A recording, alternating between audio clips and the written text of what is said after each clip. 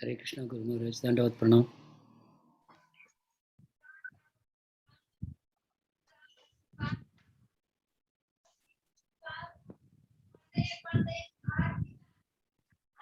Hare Krishna, Dandavat Pranams, Maharaj. Hare Krishna.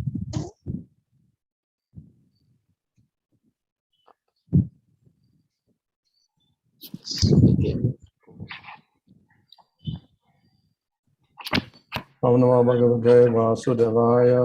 Om Namo Bhagavate Vasudevaya. Om Namo Bhagavate Vasudevaya. Om Namo Bhagavate Vasudevaya. Om Namo Bhagavate Vasudevaya. Om Namo Bhagavate Vasudevaya. Namo Vishnu Krishna Krishna Bhutale Srimate Bhaktivedanta Swami Niti Namane Namaste Saraswata Deve Gauravani Prachadane Nirvishesha Shunyavadi Paschatadesha Tadane Sri Krishna Chaitanya Prabhu Nityananda Sri Advaita Gadadhar Shivasvi Gaur Bhaktivinoda Hare Krishna Krishna Krishna Hare Hare Hare Rama Hare Rama Reading from Srimad Bhagavatam Canto 11, chapter 15, verse 8 and 9. Tri-kāla-jñatvam advandvam para-cittādy-abhijñatā agny-arkāmbu-viṣādīnāṁ pratiṣṭambho parājayaḥ etāś coddeśataḥ proktā yoga-dhāraṇa-siddhayaḥ yayā dhāraṇayā syād yathā nibodha.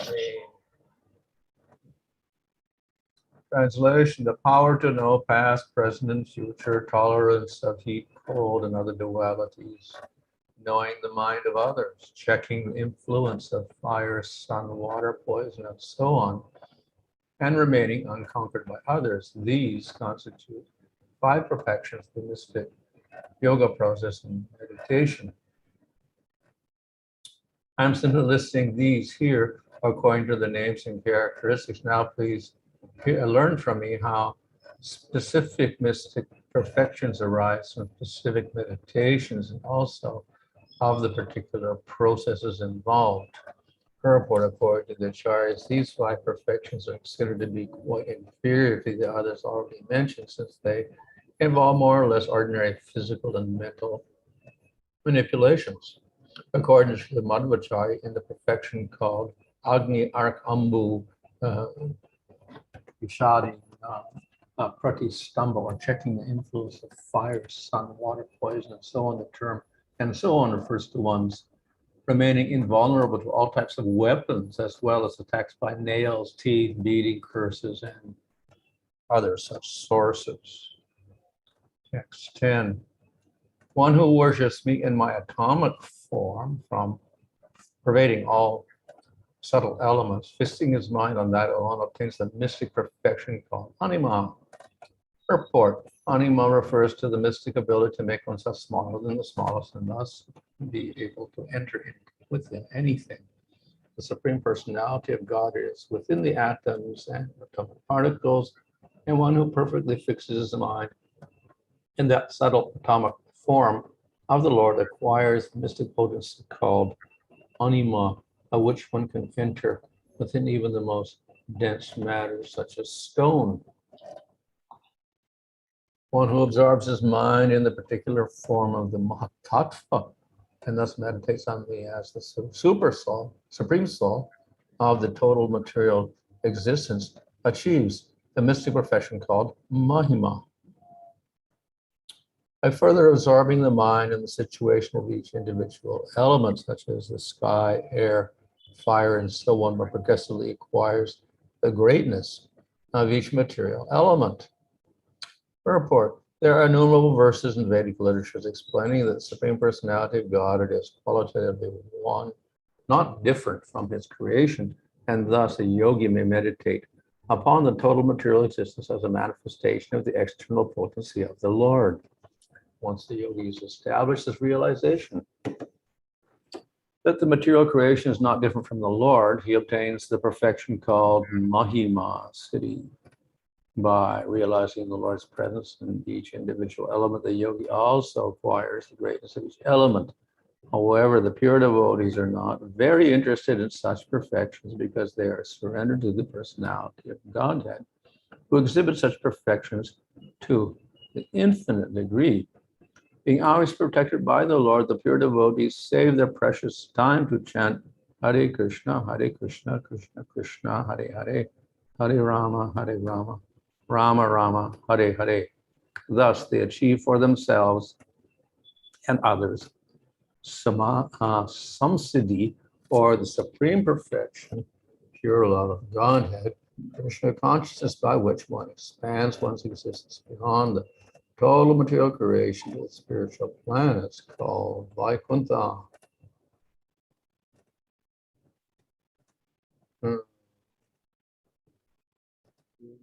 I exist within everything, and I'm therefore the essence of the atomic constituents of material elements. By attaching his mind to me in this form, the yogi may achieve the perfection called lagima, by which he realizes the subtle atomic substance of time. For a portion of about an elaborate means that kala, or time, is the transcendental form of the Lord that moves the material world. Since the five gross elements are composed of atoms, the atomic particles are the subtle substance of manifestation of the movements of time. More subtle than time is the personality of Godhead himself, who expands his potency as the time factor.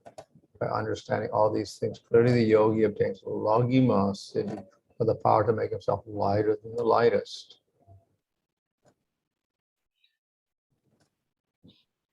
Fixing his mind completely in me within the element of false ego generated from the mode of goodness, the yogi obtains the power of mystic acquisition, by which he becomes a proprietor of the senses of all living entities. He obtains such perfection because his mind is absorbed in me. Therefore, it is significant that in order to acquire each mystic perfection, one must fix one's mind on the Supreme Personality of Godhead. Srila Bhakti Saraswati Thakur states that those who pursue such perfections without fixing the mind in the Supreme Lord acquire a gross and inferior reflection of each mystic potency. Those who are not conscious of the Lord cannot actually synchronize their minds perfectly with the universal functions, and therefore cannot elevate their mystic opulence to the universal platform.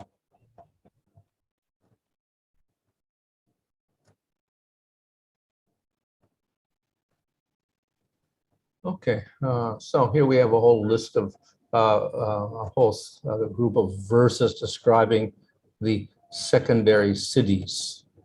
இங்கு பல ஸ்லோகங்கள் இரண்டாம் தரமான சித்திகளை பற்றி விளக்குகின்றன. And these siddhis or powers are all related to the material world. சித்திகள் என்பது பௌதிக உலகம் தொடர்பான பல சக்திகள் ஆகும். So you can become smaller than the atom. இவ்வாறு நாம் அணுவை விட சிறியவராக ஆகலாம். Or you can become very huge. அல்லது மிக பெரிய வடிவத்தை எடுக்கலாம். Or you can become very light.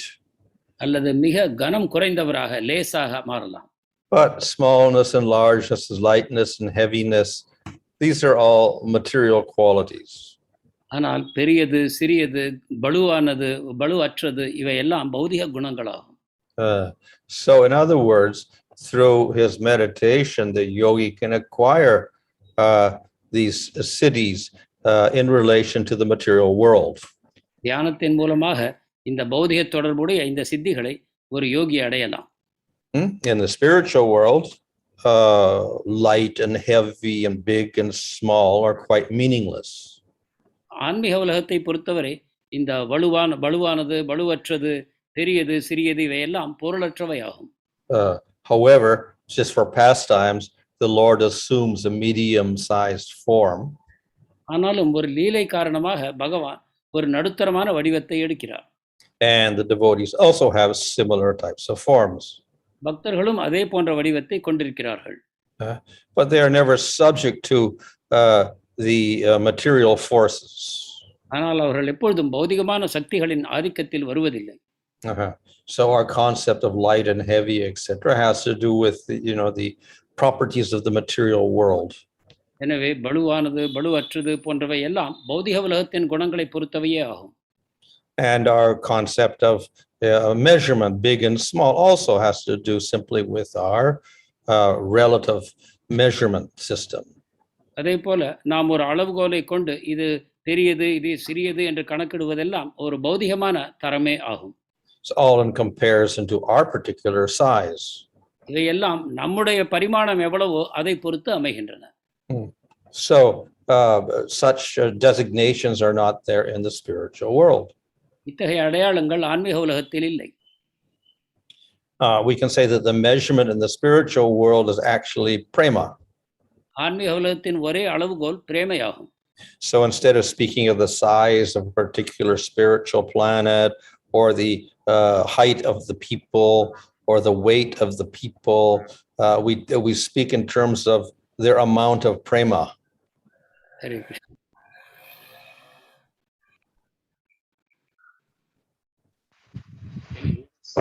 Here is Klanidhi Prabhu. I could not hear at all. Yeah, could hear you. So in terms of if we Maharaj, can you repeat that?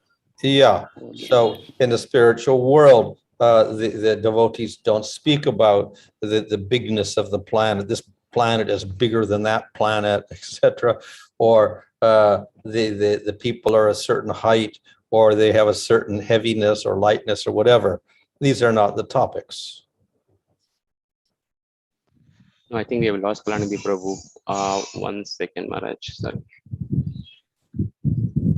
Guru Prabhu, you are there? Yes, Prabhu. Haribo. Correct. Yes, Maharaj. Can you repeat, please? Yeah, so in the spiritual world, the devotees do not think of the size of the planet or the height of the people or the weight of a particular object. Rather, they are thinking of amounts of prema. ஆன்மீக உலகங்களில் பக்தர்கள் எவரும் ஒருவருடைய உயரம் எவ்வளவு, அவர் குள்ளமானவரா உயரமானவரா, அந்த லோகத்தின் அளவு என்ன என்பதை பற்றிய எண்ணங்கள் எல்லாம் அவர்களுக்கு எதுவும் இல்லை. அவர்கள் சிந்திப்பது ஒரே ஒரு விஷயத்தை பற்றி மட்டும்தான். அது என்னவென்றால் பிரேமையை பற்றியாகும். And of course, in one sense, we compare the prema of the gopis with the prema of the sakas or the prema of the servants. But in the spiritual world, they don't even do that. நாம் இங்கு இந்த நம்முடைய நிலையிலிருந்து கோபிகளின் பிரேமையை மற்ற சகாக்களோடு நாம் அதை ஒப்பிட்டு பார்க்கிறோம். அதை கூட அவர்கள் அங்கு செய்வதில்லை. They are simply absorbed in that prema. அவர்கள் முற்றிலுமாக அந்த பிரேமையிலேயே மூழ்கி இருக்கின்றனர். And to a certain degree, they feel the intensity of their own prema. ஓரளவிற்கு அவர்களுடைய அந்த பிரேமையின் தீவிரத்தை மற்றும் அவர்கள் உணர்கின்றனர். So that is the measure in the spiritual world, how much prema they have for the Lord. இதுவே ஆன்மீக உலகங்களில் இருக்கக்கூடிய ஒரு அளவுகோலாகும். அவர்களுக்கு எந்த அளவு அந்த பிரேமை இருக்கிறது என்பதை பற்றிய அளவாகும் அது.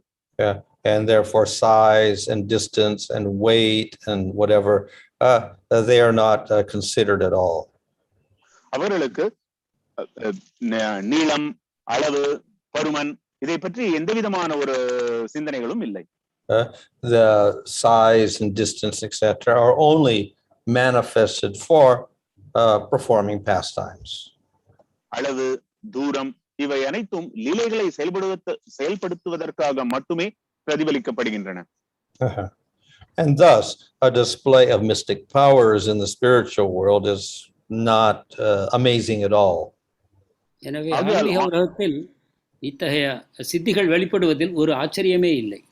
What is amazing for the devotees in the spiritual world is how expertly the Lord performs his pastimes. ஆன்மீக உலகத்தில் பக்தர்கள் அனுபவிக்கக்கூடிய ஒரே ஆச்சரியம் என்னவென்றால் பகவான் எவ்வாறு இத்தகைய லீலைகளை வெளிப்படுத்துகிறார் என்பதுதான். We can say, of course, that the Lord is displaying his siddhis. Yes, because he has natural siddhis due to his internal energy. ஒரு வகையில் பகவான் தன்னுடைய சித்திகளை வெளிப்படுத்துகிறார் என்று கூறலாம். இவையெல்லாம் சித்திகள் தான். அவர் தன்னுடைய அந்தரங்க சக்தியை பயன்படுத்தி இத்தகைய சித்திகளின் மூலமாக லீலைகளை வெளிப்படுத்துகிறார். So he can do anything. அவர் எதையும் செய்ய சக்தி படைத்தவர். And he puts forth no effort at all.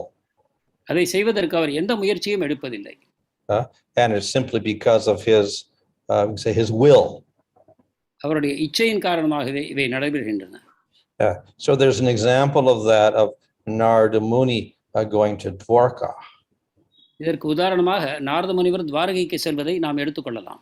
And Narada Muni is quite habituated to seeing the Lord and seeing the devotees, seeing the spiritual world, etc., and seeing the Lord's pastimes. Narada முனிவர் பகவானையும் ஆன்மீக உலகத்தையும் பக்தர்களையும் கண்டு பழக்கப்பட்டவர். பகவானுடைய லீலைகளை கண்டு கொண்டிருக்கக்கூடியவர்.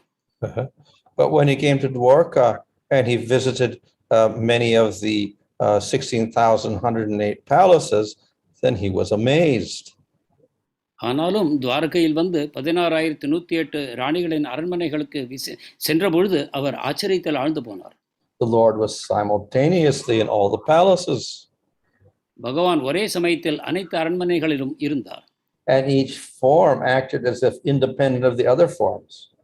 ஒவ்வொரு வடிவமும் அவரது இதர வடிவங்களிலிருந்து சுதந்திரமாக செயல்பட்டது. And acted according to as if it was unaware of all the other forms in all the other palaces. இதர வடிவங்கள் இதர அரண்மனைகளில் என்ன செய்து கொண்டிருக்கிறார்கள் என்பதை அறியாதவர் போல அவர் செயல்பட்டார். And even more amazing was that simultaneously different times of the day manifested. இதிலும் ஆச்சரியம் என்னவென்றால் வேறு வேறு அரண்மனைகளில் வேறு வேறு பொழுதுகள் ஒரே சமயத்தில் வெளிப்பட்டன. So in one place Krishna is getting up in the morning, in another place 2 minutes later or 5 seconds later he goes to another palace and Krishna is doing something at noon time. ஒரு இடத்தில் பகவான் துயிலெழுந்து கொண்டிருக்கிறார் காலை அதிகாலையில். சில வினாடிகளுக்கு பிறகு இன்னொரு அரண்மனைக்கு செல்கிறார். அங்கு பகல் நேர கடமைகளை செய்து கொண்டிருக்கிறார். And simultaneously even pastimes in different parts of the year were taking place. அதே போல ஆண்டின் பல சமயங்களில் உண்டாகக்கூடிய லீலைகளையும் வேறு வேறு அரண்மனைகளில் அவர் செய்து கொண்டிருந்தார். So all this was arranged by the Lord simply by his own potency, his shakti. இவை அனைத்தும் பகவான் தன்னுடைய சொந்த சக்திகளின் மூலமாகவே செய்தார். So this was something that a yogi could not do. இவற்றை ஒரு யோகி செய்ய முடியாது. Narada Muni, of course, is also aware of the powers of yogis. Narada முனிவருக்கும் யோகிகளின் சக்திகள் தெரியும். So those powers do not amaze him. அந்த சக்திகள் அவருக்கு ஆச்சரியமூட்டுவதில்லை. But the powers of Krishna for manifesting 16,108 forms simultaneously, doing different activities, that was amazing for him. ஆனால் கிருஷ்ணர் 16,108 வடிவங்களை எடுத்து அவற்றின் மூலமாக ஒரே சமயத்தில் வேறு வேறு செயல்களை செய்வதை கண்டபொழுது அவருக்கு அது ஆச்சரியம் உண்டாயிற்று. So therefore Krishna is the ultimate yogi. எனவே கிருஷ்ணர் தான் அனைத்திலும் பரமபுருஷராகிய யோகி. So in the spiritual world, Krishna or in Dwarka or in Vrindavan, Krishna will display these powers not to show off his power, but simply to perform pastimes and give joy to his devotees. ஆன்மீக உலகத்திலோ பிருந்தாவனத்திலோ துவாரகையிலோ பகவான் இத்தகைய சித்திகளை வெளிப்படுத்துவது தன்னுடைய சக்தியை காட்டுவதற்காக அல்ல, மாறாக தன்னுடைய பக்தர்களுக்கு ஆனந்தத்தை வழங்கும் நோக்கத்துடனே தான் இதை செய்கிறார். So in other words, those spiritual siddhis are simply for expressing the Lord's joy. எனவே பகவானுடைய ஆன்மீகமான சித்திகள் எல்லாம் பகவானுடைய ஆனந்தத்தையே வெளிப்படுத்துகின்றன. So these siddhis are natural to the Lord. எனவே இந்த சித்திகள் பகவானுடைய இயல்பாகும். On the other hand, these siddhis that the yogi gets, he has to practice to get them. மாறாக யோகிகள் சித்திகளை பெறுவதற்கு பயிற்சி செய்ய வேண்டும். And then once he gets them, then he has to endeavor to display them. அவற்றை பெற்ற பிறகு முயற்சி செய்து அவற்றை அவர் வெளிப்படுத்த வேண்டும். And he also has a material purpose behind that. மேலும் இத்தகைய செயல்களை செய்வதற்கு அவருக்கு பௌதிகமான நோக்கமும் இருக்கிறது. And because the yogi's body is temporary, those siddhis are also temporary. யோகியின் சரீரம் தற்காலிகமானது என்பதால் அவரது சித்திகளும் தற்காலிகமானதே. And those siddhis are related, as I said previously, to displaying some power within the material world. மேலும் ஏற்கனவே கூறியபடி அந்த சித்திகள் அனைத்தும் பௌதிக உலகத்தில் ஏதோ ஒரு சக்தியை வெளிப்படுத்தும் நோக்கத்துடனேயே அவை செய்யப்படுகின்றன. So therefore, the devotee considers such siddhis as very insignificant. எனவே ஒரு பக்தர் அத்தகைய சித்திகளை துச்சமாக கருதுகிறார். And he concentrates instead on attaining prema. அவற்றை விடுத்து பிரேமையை பெறுவதிலேயே அவர் தனது நேரத்தை செலவிடுகிறார். So that definition of prema is that when he gets that prema, everything else becomes useless. பிரேமையை ஒருவர் பெற்ற பிறகு அனைத்தும் பயனற்று போகின்றன. He experiences the highest bliss. அவர் மிகப்பெரிய ஆனந்தத்தை அனுபவிக்கிறார். If a yogi attains powers and uses them, it is not necessarily giving any bliss to him. யோகி சக்திகளை பெற்று அவற்றை பயன்படுத்துகிறார், ஆனால் அவற்றிலிருந்து அவருக்கு ஆனந்தம் வருவதில்லை. It can cause astonishment in people. அது மக்களிடம் ஒரு ஆச்சரியத்தை உண்டாக்கவே உதவுகிறது. But other than that, it's quite insignificant. இதை தவிர அது துச்சமானது, பயனற்றது. So therefore, the devotee avoids those things. எனவே பக்தர் இவற்றை தவிர்க்கிறார். So here we have a list of the primary siddhis and the secondary siddhis. இங்கு முக்கியமான சித்திகள் மற்றும் இரண்டாம் தரமான சித்திகளின் பட்டியல் தரப்பட்டிருக்கிறது. And ultimately, everything emanates from the Lord. இறுதியில் அனைத்தும் பகவானிடமிருந்தே தோன்றுகின்றன. And therefore, to acquire these siddhis, here it is also mentioned, you have to worship the Lord and think of the Lord. எனவே அவற்றை பெறுவதற்கு நீங்கள் பகவானை வணங்க வேண்டும், அவரை தியானிக்க வேண்டும் என்று இங்கு கூறப்பட்டிருக்கிறது. So, as also explained in the purport there, that you could also attain the siddhis by doing yoga practice without remembering the Lord. இங்கு கூறப்பட்டுள்ளபடி யோக பயிற்சியின் மூலமாகவும் பகவானை நினைக்காமலேயே இந்த சித்திகளை ஒருவர் பெற முடியும். But then the powers you attain are much, much less. ஆனால் அவ்வாறு பெறப்படும் சக்திகள் மிக குறைவானவை, பலம் குறைந்தவை. So therefore, to be a successful yogi, if you want these powers, then the recommendation is you also meditate on the Lord. எனவே வெற்றிகரமான யோகியாக ஒருவர் ஆக வேண்டும் என்றால் அவர் பகவானை தியானிக்க வேண்டும் என்று பரிந்துரைக்கப்படுகிறது. So in these various secondary siddhis, it's mentioned that you meditate on some element like mahatattva. இந்த இரண்டாம் பட்சமான சித்திகளை பெறுவதற்காக ஒருவர் மகத்தத்துவம் போன்ற பௌதிகமான மூலகங்களை பற்றி தியானம் செய்ய வேண்டும் என்று கூறப்பட்டிருக்கிறது. So mahatattva means the great tattva, huge. மகத்தத்துவம் என்பது மிகப்பெரிய தத்துவம் என்று பொருள்படும். It is the first manifestation from prakriti. அதுதான் பிரகிருதியின் முதல் வெளிப்பாடு. But nevertheless, it comes from the Supreme Lord. ஆயினும் அது பரமபுருஷ பகவானிடமிருந்தே தோன்றுகிறது. Whatever greatness it has is related to the Lord. அதன் பெருமை அனைத்தும் பகவானுடைய தொடர்பிலேயே அதற்கு வருகிறது. So therefore, if we meditate on the Lord as well as the mahatattva, then we get greater power. எனவே மகத்தத்துவத்தை பகவானுடன் சேர்த்து தியானம் செய்யும் பொழுது ஒருவருக்கு உன்னதமான சக்திகள் கிடைக்கின்றன. So what is explained here is yoga mixed with some devotion. அதனால் தான் இங்கு யோகம் பக்தியுடன் கலந்து என்று கூறப்பட்டிருக்கிறது. So when we do that, at least there is some connection with the Lord. இவ்வாறு செய்யும் பொழுது ஏதோ ஒரு வகையில் பகவானுடைய தொடர்பு நமக்கு ஏற்படுகிறது. And similarly, if we do jnana or we do karma yoga, we also try to connect that with the Lord. அதே போல ஞானமோ கர்மயோகமோ செய்யும் பொழுது கூட ஏதோ ஒரு வகையில் அதை பகவானுடன் தொடர்பு படுத்த நாம் முயல வேண்டும். But all of these forms are considered inferior. ஆனால் இவை அனைத்தும் தாழ்ந்தவையாகவே கருதப்படுகின்றன. Because bhakti takes a secondary role. ஏனென்றால் இங்கு பக்தி இரண்டாம் தரமாக ஆகி போகிறது. And it's mixed with other desires. மேலும் அது இதர ஆசைகளுடன் கலங்கம் அடைகிறது. So better we do bhakti as the primary process and we don't mix it with other desires. எனவே நம் பக்தியை முக்கியமான அங்கமாக செய்து அதனுடன் வேறு ஆசைகளை கலக்காமல் இருப்பதே மிக உன்னதமான செயல்பாடாகும். So that is the bhakti which is recommended by Rupa Goswami in the Nectar of Devotion. அத்தகைய பக்தியைத்தான் ரூப கோஸ்வாமி பக்தி ரசாமிர்த சிந்துவில் பரிந்துரைக்கிறார். Hare Krishna. Thank you, Maharaj. I request devotees to post questions on the chat box. This 16,108 different forms, Maharaj, did Narada Muni was the only one personality who witnessed பகவானுடைய இந்த 16,108 வடிவங்களை பார்த்த ஒரே நபர் நாரதர் மட்டும்தானா? So, well, the queens didn't know this because they were only in their palace and said, well, Krishna's always with me. He's not with the other queens.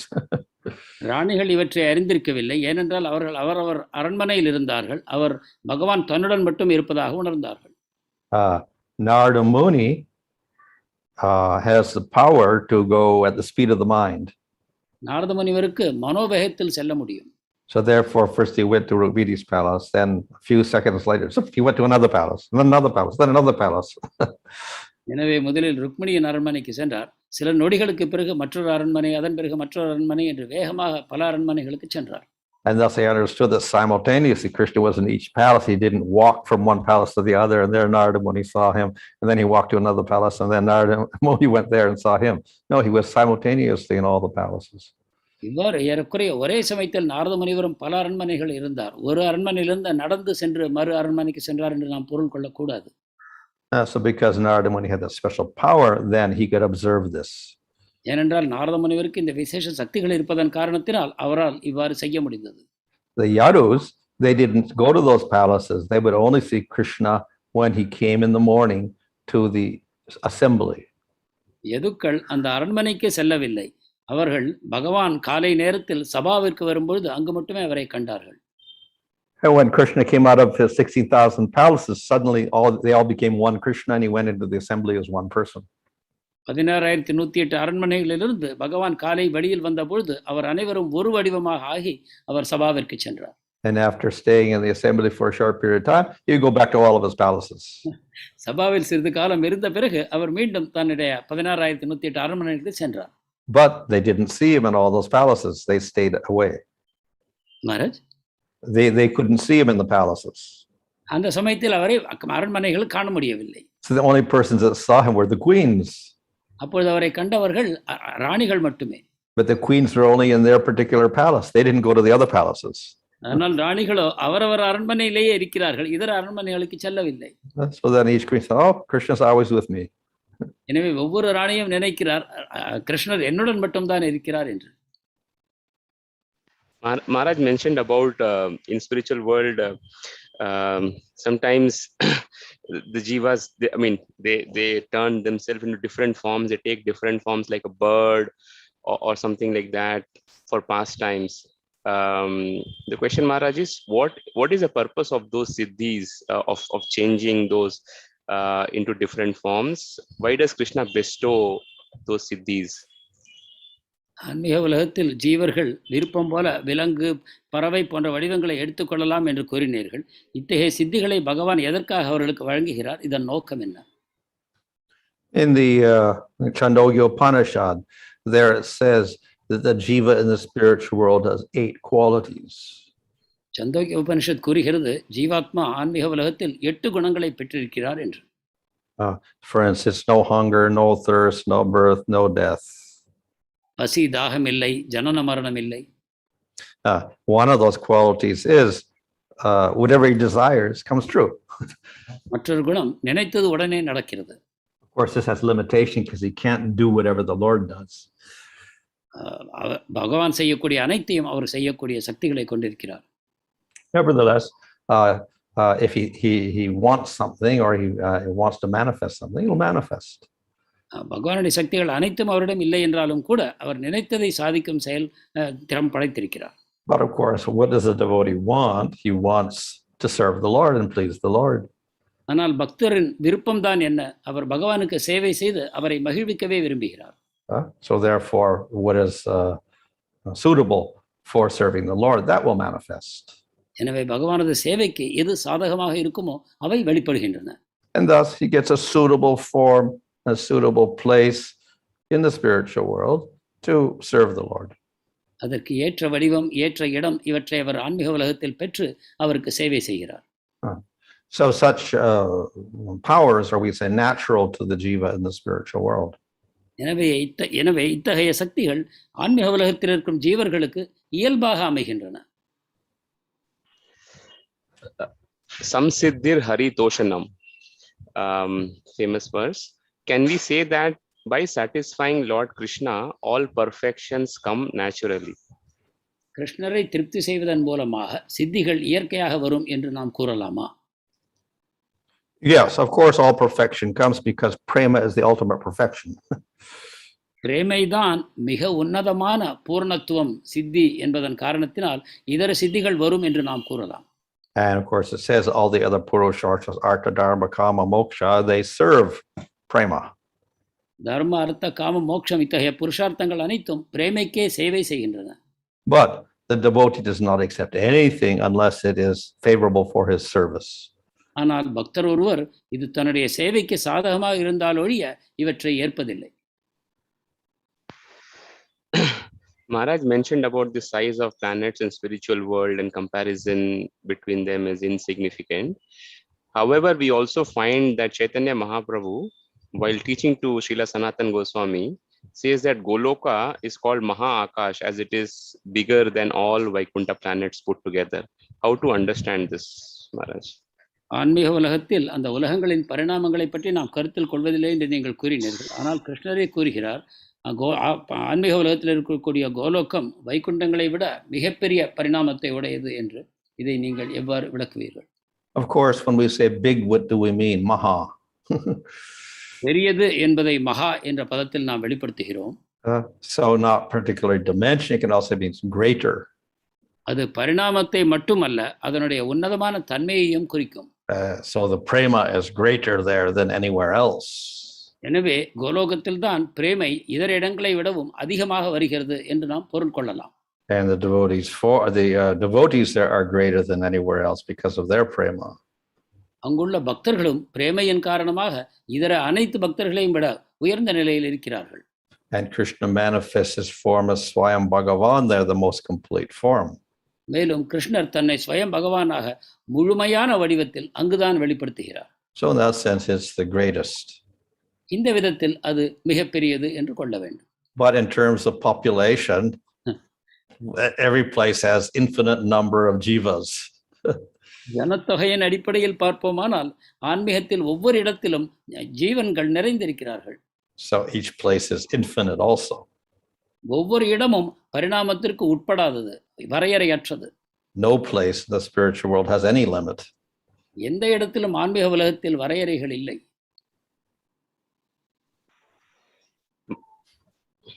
Thank you, Maharaj. Maharaj mentioned in one of the previous classes that perfected devotees have Satya Sankalpa Shakti. How it is different from the siddhis which yogis have? இந்த சத்திய சங்கல்ப சக்தி என்பது முழுமையடைந்த பக்தர்களிடம் இருக்கிறது என்று நீங்கள் கூறினீர்கள். இது யோகிகளின் சக்தியிலிருந்து சித்தியிலிருந்து எந்த விதத்தில் மாறுபடும்? In the spiritual world, he no longer has a material body and all of his activities are dedicated to the Lord. ஆன்மீக உலகத்தில் பௌதிக வடிவம் இல்லை. அவர் செய்யக்கூடிய அனைத்து செயல்களும் பகவானுக்கே அர்ப்பணிக்கப்படுகின்றன. Cities in the material world are attained by yogis who have their own personal desire and they got material bodies. ஆனால் சித்திகள் பௌதிகமானது, அவை யோகிகளால் அடையப்படுகின்றன. அவர்கள் பௌதிக சரீரத்தை பெற்றிருக்கிறார்கள். So he does not manifest powers in order to serve the Lord. எனவே அவர்களது சக்திகள் பகவானுடைய சேவைக்காக வெளிப்படுவதில்லை. And the powers are limited to things in the material world. மேலும் அவர்களுடைய சக்திகள் பௌதிக பொருட்களால் வரையறுக்கப்படுகின்றன. It is said that by the process of Ashtanga Yoga, one can attain siddhis. Is there any logical explanation how the yogis attains these siddhis? அஷ்டாங்க யோகத்தின் மூலமாக யோகிகள் எவ்வாறு இந்த 8 சித்திகளை பெறுகிறார்கள் என்பதற்கு ஏதாவது விளக்கம் இருக்கிறதா? Since the yogis control the mind and the senses, then they're controlling more subtle aspects of matter. யோகிகள் மனத்தையும் புலன்களையும் கட்டுப்படுத்துவதன் மூலமாக பௌதிகமான மிக சூக்ஷ்மமான பொருட்களையும் அவர்கள் கட்டுப்பாட்டில் கொண்டு வருகிறார்கள். We have gross matter and we have subtle matter. ஸ்தூலம் மற்றும் சூக்ஷ்மமான பௌதிக பொருட்கள் இருக்கின்றன. So material scientists try to control gross matter. பௌதிக விஞ்ஞானிகள் ஸ்தூலமான பொருட்களை கட்டுப்படுத்துகிறார்கள். The yogi controls subtle matter. யோகியோ சூக்ஷ்மமான பொருட்களை கட்டுப்படுத்துகிறார். So if we have control of subtle matter, then we can also control gross matter. சூக்ஷ்மமான பொருட்களை உங்களால் கட்டுப்படுத்த முடிந்தால் ஸ்தூலமான பொருட்களை சுலபமாக கட்டுப்படுத்தலாம். So that is all the yogi does. இதைத்தான் யோகி செய்கிறார். We see that Lord Chaitanya and his associates, as well as his successors up to Srila Prabhupada, exhibited some mystical feats. Can we say that it is an exhibition of their prema and not acquired through yoga practice? சைத்தன்யர், அவர் சகாக்கள், அவர் பின்தோன்றல்கள், பிரபுபாதர் வரை சில சித்திகளை வெளிப்படுத்தினார்கள். இவை அனைத்தும் அவர்களுடைய பிரேமையின் வெளிப்பாடுதான் என்று நாம் கொள்ளலாமா? Well, as I said, if one has prema, then all the purusharthas serve prema. So therefore, you can get anything, artha, dharma, kama, moksha, siddhis, or whatever. They're all available. நான் கூறியபடி உங்களுக்கு பிரேமை இருக்குமானால் தர்மார்த்த காம மோட்சம் எனக்கூடிய புருஷார்த்தங்கள் அனைத்தும் அதற்கே சேவை செய்கின்றன. எனவே உங்களிடம் தூய பக்தி இருக்கும்பொழுது இந்த இதர புருஷார்த்தங்கள் தாமாகவே வந்து அமைகின்றன. But generally, the devotee is not interested in those things. ஆனால் பொதுவில் பக்தர் இவற்றில் ஆர்வம் காட்டுவதில்லை.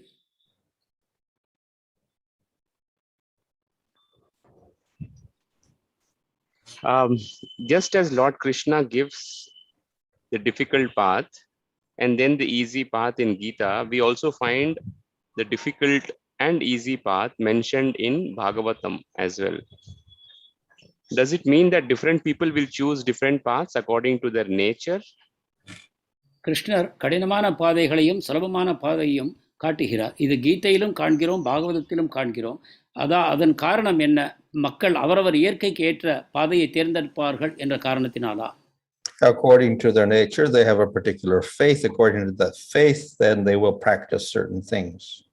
அவரவர் இயற்கையின்படி அவரவருக்கு நம்பிக்கை வாய்த்திருக்கிறது. அந்த நம்பிக்கையின் அடிப்படையில் அவர்கள் வேறு வேறு செயல்களை செய்கிறார்கள்.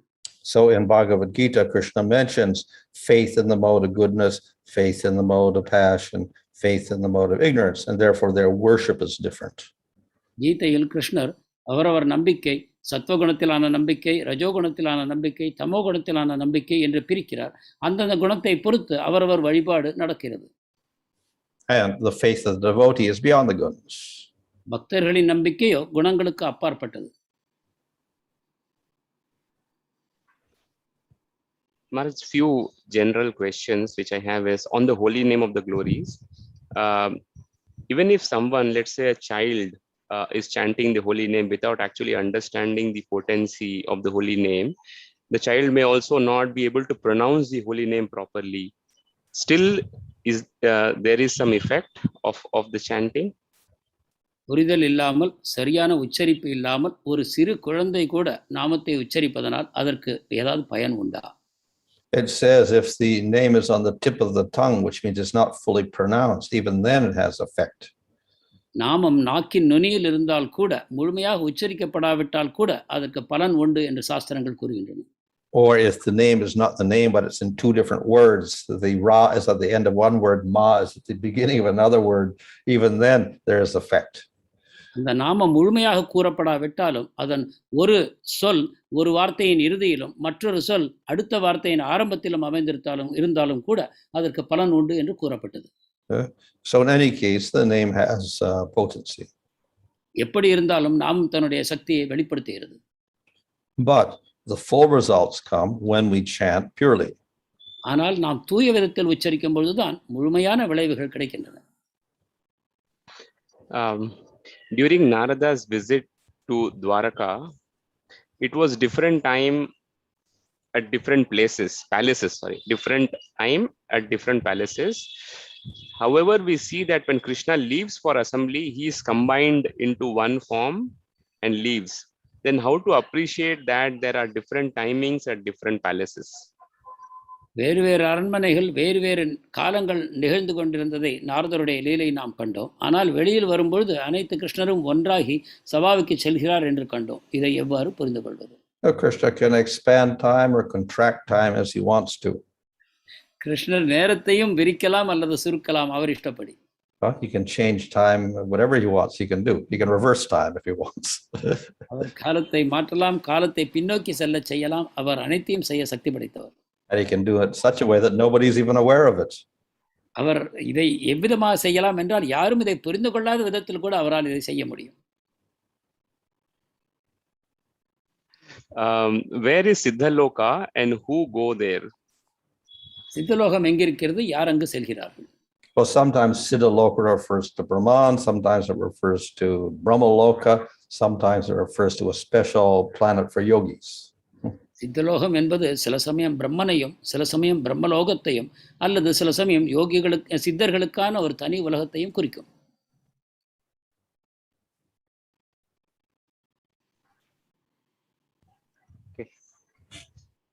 Okay, I guess that's it for today, Maharaj. Yeah, I think that's it. Thank you so much, Maharaj. Granthara Srimad Bhagavatam ki jai, Jagat Guru Srila Prabhupada ki jai. Manu Swami Maharaj ki jai, Gaur Premanand, Hari Hari. Hari Bol. Hare Krishna. Okay. All right, Hare Krishna. We were a few minutes early, but I think very engrossing session today. Quickly cover the announcements. Today evening, special Krishna Katha on the holy name by Revati Raman Prabhu. இன்று மாலை அருள் திரு ரேவதி ரமன் பிரபு புனித நாமங்களை பற்றிய விசேஷ உரையை வழங்க இருக்கிறார். And I think we have been announcing on the Books Are the Basis festival. We look forward to that festival from October 13th to 20th of October. புத்தகங்கள் தான் அடிப்படை எனக்கூடிய அந்த விழாவை பற்றி உங்களுக்கு ஏற்கனவே அறிவித்திருக்கிறோம். அது அக்டோபர் 13 to 20 வரை நடக்க இருக்கிறது. Okay. I'm just recalling any other announcements. Yeah, I think on the classes of the on the evening ISKCON Chennai channel, the classes will continue. I'm not reading out the names in detail, but I think you will get the messages. This will be specifically on the holy names the entire next week. ISKCON சென்னையின் மாலை நேர நிகழ்ச்சிகள் தொடர்ந்து நடைபெறும். அடுத்த வாரம் முழுவதும் இது புனித நாமத்தின் அடிப்படையிலேயே இந்த உரைகள் நடக்கும். இதற்கான விவரமான அறிவிப்புகள் உங்களுக்கு குழுக்களில் தரப்படுகின்றன. Hare Krishna will chant Hare Krishna Mahamantra thrice for the welfare of all the devotees. Hare Krishna, Krishna Krishna, Hare Hare, Hare Ram, Ram Ram. Hare Krishna, Krishna Krishna, Hare Hare, Hare Ram, Ram Ram. Hare Krishna, Krishna Krishna, Hare Hare, Hare Ram, Ram Ram. Jai Vancha Kalpatarudhya Kripa Sindhubhyo Patitanam Pavanebhyo Vaishnavebhyo Namo Namah. Anant Koti Gaur Bhakta Vrinda ki Jai.